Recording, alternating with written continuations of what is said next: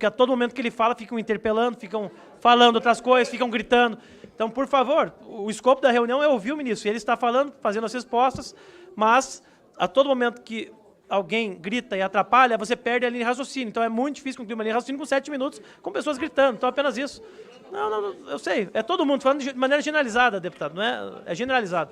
Então, passar a palavra à deputada Jandira Fegali, que vai acumular o tempo com a liderança da minoria. Não entendi aquele tempo ali, presidente. Senhor presidente, senhor presidente Francischini, deputada Marcivânia, presidente da CETASP, deputado Helder, presidente da Comissão de Direitos Humanos. O som está baixo mesmo. O som está muito baixo. Eu gostaria, em primeiro lugar, dizer que eu estou aqui há 3 horas e 23 minutos, ouvindo atentamente o conjunto das intervenções e também o ex-juiz e atual ministro do governo Bolsonaro, o senhor Moro, e a palavra que eu menos ouvi aqui foi democracia. E me chama a atenção que nós estamos dentro do parlamento brasileiro.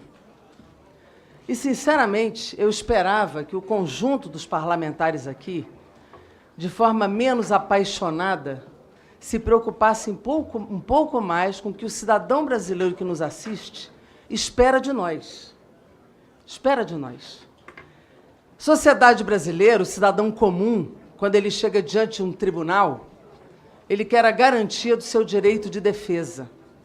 Ele quer a garantia de um tribunal imparcial e a garantia de a conduta de um juiz que, de fato, não tome lado.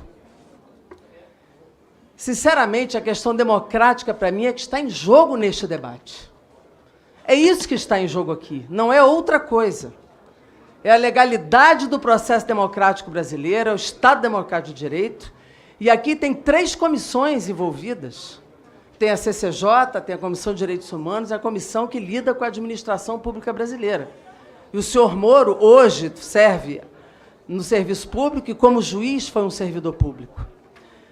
Sinceramente, eu fico o tempo todo ouvindo o senhor Moro dizer que tudo é normal, que não há nada de ilícito, que a sua conduta foi de total imparcialidade. E afirma o tempo todo que foram hackers. Não há provas, senhor Moro, de que foram hackers.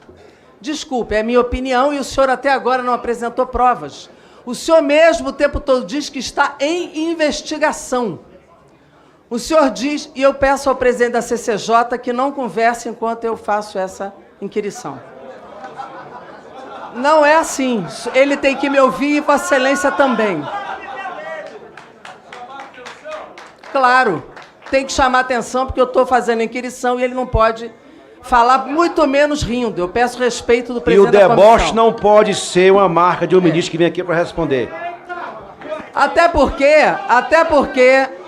porque tem muito pouco tempo que o senhor é ministro e eu acho que o senhor não imaginava externar essa posição. Numa inquirição. Certamente o senhor não esperava estar nessa posição em tão pouco tempo. Acusado, sim, por matérias divulgadas, eu não chamo de vazamento, chamo de divulgações, que o jornalista diz que foram arquivos que chegaram às suas mãos, em nenhum momento ele diz que houve hackeamento.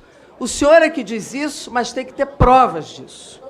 Segundo lugar, aqui, nos diálogos, e que eu estou lendo, não só pelo Intercept, mas na Folha de São Paulo, na Veja, na Band News, e o Correio também adere a isso, há aqui violação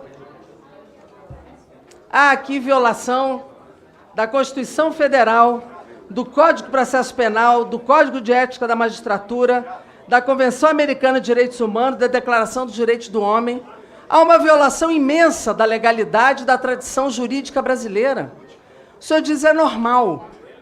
Aí eu digo, eu vou ler só um diálogo no tempo que eu tenho. Moro, 17, 42 e 56 segundos, de 7 de dezembro de 2015. O senhor diz, então, seguinte, fonte me informou, isso dirigido ao senhor Deltan Dallagnol, que a pessoa do contato estaria incomodado por ter sido a ela solicitada a lavratura de minutas de escrituras para transferências de propriedade de um dos filhos do ex-presidente. Aparentemente, a pessoa estaria disposta a prestar a informação. Estou, então, repassando. A fonte é séria. Deltan diz, obrigado, faremos contato. Moro diz, e seriam dezenas de imóveis. Deltan diz, liguei, ele arriou. Diz que não tem nada a falar. Quando dei uma pressionada, desligou na minha cara. Estou pensando em fazer uma intimação oficial até, com base em notícia apócrifa. Aí o senhor diz, estranho, pois ele é quem teria alertado as pessoas que me comunicaram. Melhor formalizar, então. Ora, isso é normal ou é crime? Essa é uma pergunta objetiva. É uma pergunta objetiva. Isso foi em dezembro de 2015. Sinceramente, uma conduta dessa, na minha opinião, a ética, não pode não estar na sua memória. Porque eu, quando tenho dúvidas se foi adulterado, algo que eu jamais faria, eu prontamente diria, não fiz. Eu não teria dúvida se foi adulterado ou não uma conduta dessa gravidade. Isto é muito grave. Aqui o senhor se comporta como sócio da acusação, como sócio da investigação, como chefe dos acusadores. Aqui não é algo para eu dizer, não lembro se disse ou se eu não disse. Algo tão grave não pode ser algo que eu tenho dúvida se fiz. Como um magistrado imparcial, não pode ter dúvida nessa conduta. Então essa é a pergunta. Fez ou não fez? É crime ou é normal? Tire o senhor como personagem, imagine em tese, se o senhor diria para o seu aluno que um juiz deve fazer isso. O senhor não é professor? O senhor diria para um aluno que o juiz deve fazer isto? Fale em tese. O senhor dando aula para um aluno seu, se um juiz pode cometer uma atrocidade dessa aqui. Essa é a primeira questão.